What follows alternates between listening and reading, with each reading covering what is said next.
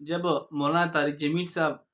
یعنی اب بھی وہ ان کا ریونڈ میں آمد ہوتا رہتا ہے، کبھی کبھار ریونڈ مشورے میں آ جاتے ہیں، تو جب یہ کئی دنوں کے بعد، یہ کئی مہینوں کے بعد اپنے استاد محترم مولانا احسان الحق صاحب سے ملنے لگے، وہ ویل چیئر میں بیٹھے تھے، طالب علم بھی ان کے ساتھ تھے، مولانا طارق جمیل صاحب آ کر یہ گھٹنوں کے بل بیٹھ گئے۔ یہی جو ادب مولانا طارق جمیل صاحب کے اندر ہے نا، اسی کی وجہ سے اللہ نے ان کو ایک بڑا مرتبہ دیا ہے مولانا طارق جمیل صاحب کو۔ تو مولانا طارق جمیل صاحب جیسے بیٹھ گئے، تو استاد محترم، میرے بھی استاد ہیں، مولانا احسان الحق سے دامت برکاتہم العالیہ، انہوں نے پوچھا کہ طارق جمیل وہ بتا دے وہ اشعار کیا تھے، کبھی ہم میں تم میں بھی آہتی، کبھی ہم میں تم میں بھی چاہتی۔ تو مولوی صاحب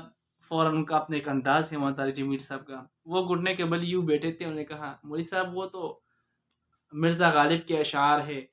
کبھی ہم میں تم میں بھی چاہتی، کبھی ہم میں تم میں بھی آہتی، کبھی ہم بھی تم بھی تے آشنا، تمہیں یاد ہو کہ نہ یاد ہو۔ انہوں نے وہ اشعار سنا دیے۔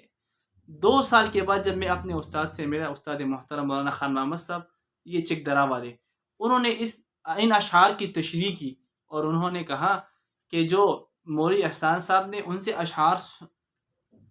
ان سے کہا کہ مجھے اشعار سنائے، ان کا مطلب یہ تھا کہ طارق جمیل اب آپ کہاں چلے گئے؟